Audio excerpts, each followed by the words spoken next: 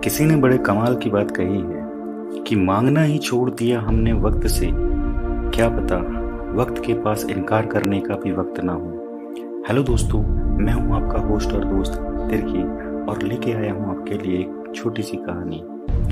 एक लड़का किसान परिवार में जन्म लेता है और उसके पिता चाहते हैं कि लड़का खेती सीखे और किसान बने, पर लड़का इस राज्य की सेना में भर्ती होना चाहता है और सैनिक बनना चाहता है। तो एक दिन लड़का बड़े डरे डरे सहमे सहमे अपने पिता से ये बात कहता है कि पिताजी, मैं सैनिक बनना चाहता हूँ। तो जो उसके किसान पिता रहते हैं वे नाराज नहीं होते, ना उसे डांटते हैं। वो उसका सपोर्ट करते हैं कि अच्छी बात है अगर तुम सैनिक बनना चाहते हो, मगर सैनिक बनने के लिए तुम्हें तलवारबाजी आना जरूरी है। तो लड़का अगले दिन से तलवारबाजी सीखने जाने लगता है। लेकिन 2-3 दिन में ही उस लड़के को ये समझ में आ जाता है कि तलवारबाजी उसके बस की बात नहीं है, मगर लड़का करता भी क्या, क्योंकि उसको बनना तो सैनिक ही था। तो लड़के को फिर ध्यान आया कि इस राज्य का जो सेनापति है वो उनके एक रिश्तेदार का दोस्त है। तो लड़का घर गया और अपनी माँ से बोला कि हमारे इस प्रकार के रिश्तेदार हैं जो यहाँ रहते हैं, आप उनसे बात करिए और वो अपने सेनापति दोस्त से बात करके मुझे सेना में भर्ती कर ले। और फिर लड़का उस रिश्तेदार के घर भी गया और उनसे रिक्वेस्ट करी। तो रिश्तेदार ने अपने सेनापति दोस्त से बात करी कि मेरे इस रिश्तेदार को आप सेना में भर्ती कर लें। तो वो सेनापति अपने दोस्त की बात को टाल नहीं सका और उस लड़के को सेना में भर्ती कर लिया। लेकिन सेनापति ने देखा कि इस लड़के को तो तलवारबाजी आती नहीं है, बट उस सेनापति करता भी क्या, क्योंकि उसकी बात, दोस्त की बात वो टाल नहीं सकता था। तो उसने दिमाग लगाया कि क्यों ना इस लड़के को रिजर्व फोर्स में भर्ती कर लिया जाए, क्योंकि रिजर्व फोर्स को युद्ध में जाने की आवश्यकता नहीं होती थी, वो सिर्फ अभ्यास करती थी और आराम करती थी। तो इस तरीके से उस लड़के को सिफारिश और पहचान की वजह से सेना में भर्ती मिल गई थी। लेकिन एक बार राज्य पर ऐसा बड़ा अटैक हुआ कि रिजर्व फोर्स को भी युद्ध में जाना पड़ा। जब रिजर्व फोर्स युद्ध में गई तो वह लड़का भी रिजर्व फोर्स के साथ युद्ध लड़ने गया। और जब युद्ध लड़ने गया तो वहाँ थोड़ी ही देर में समझ में आ गया था बाकी सभी सैनिकों को कि ये लड़के को कुछ नहीं आता है, इसको तो युद्ध का थोड़ा सा भी ज्ञान नहीं है। अब सैनिक आपस में बात करने लगे कि पता नहीं है किसको भर्ती कर लिया, इसको तो युद्ध लड़ना भी नहीं आता। कई बार तो 2-3 सैनिकों ने मिलकर उसकी जान बचाई।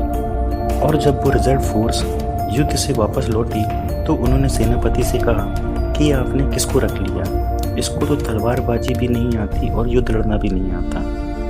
तब सेनापति कुछ नहीं कह पा रहा था, क्योंकि उस लड़के की भर्ती तो सेनापति ने ही की थी।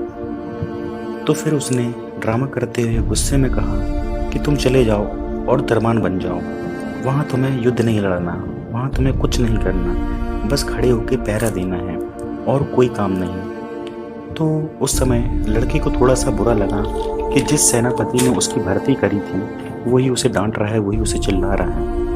मगर लड़का चला गया और अब वह दरबान बन के पहरा देने लगा। और अब लड़का सोच रहा था शायद किसी तरह मंत्री से बात हो जाती या डायरेक्ट राजा से बात हो जाती तो शायद कोई अच्छी पोस्ट मिल जाती।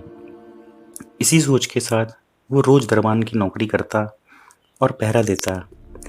रोज पहरा देते हुए वह ये सोचता रहता कि काश राजा से बात हो जाए तो शायद बात बन जाए। समय बीता, सर्दी का मौसम आया तो वह ठिठुरते हुए नौकरी करता था, क्योंकि उसकी सैलरी कम हो गई थी और जो उसकी वर्दी थी बहुत पतली थी। एक दिन राजा साहब वहाँ से निकले, उनके पास सैनिक कम थे, तो उन्होंने उसी लड़के को देखा कि वह कैसे ठंड में ठिठुरते हुए पहरा दे रहा है, उसकी वर्दी भी पतली है। तो राजा जाकर उस लड़के से पूछे कि तुम्हें ठंड नहीं लग रही, तुम्हारी वर्दी भी इतनी पतली है, तुम ऐसे कैसे पहरा दे रहे हो। लड़के को बड़ी खुशी हुई कि शायद अब बात बन जाए। तो वह लड़का अपना दुख राजा को बताने लगा कि महाराज, मैं रोज इस पतली सी वर्दी में ठिठुर के पहरा देता रहता हूँ, मेरी सैलरी भी बहुत कम है, मुझे बहुत परेशानी है, बहुत दुख है। तो राजा ने कहा कि तुम परेशान ना हो, मैं अंदर से कंबल भिजवाता हूँ और तुम उस कंबल को ओढ़ के पहरा दो, जिससे तुम्हें ठंड नहीं लगेगी और तुम्हारी नौकरी भी आराम से चलती रहेगी। पर राजा जब अंदर गए तो वे अपना किया वादा भूल गए और इसी तरह रात बीती और सवेरा हो गया। सुबह सवेरे कुछ सैनिक राजा के पास आए और सैनिकों ने राजा को बताया कि महाराज, जिस सैनिक को आपने कंबल देने का वादा किया था, कल रात वे ठंड से ठिठुर ठिठुर के मर गया। राजा बहुत दुखी हुआ क्योंकि उसने उस व्यक्ति को कंबल देने का वादा किया था जिसे वह भूल गया। तो राजा उस व्यक्ति को देखने पहुंचा। जब वो वहां पहुंचा तो उसने देखा कि ये उसी लड़के की लाश है जिसको वह कंबल देने वाला था और वो लड़का मर गया था।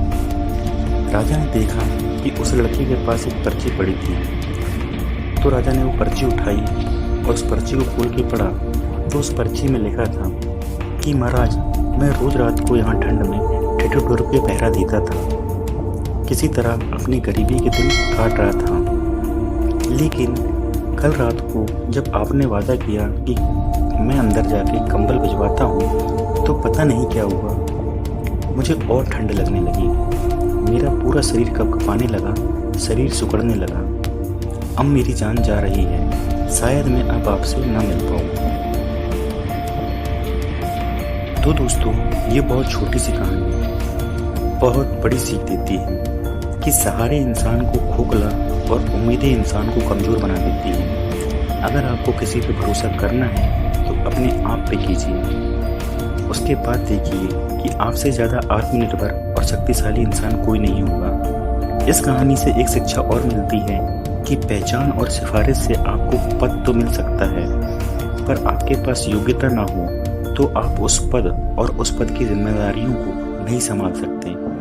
इसलिए दोस्त, अपने आप पर भरोसा करें, अपनी योग्यता पर भरोसा करें और मेहनत करते रहें।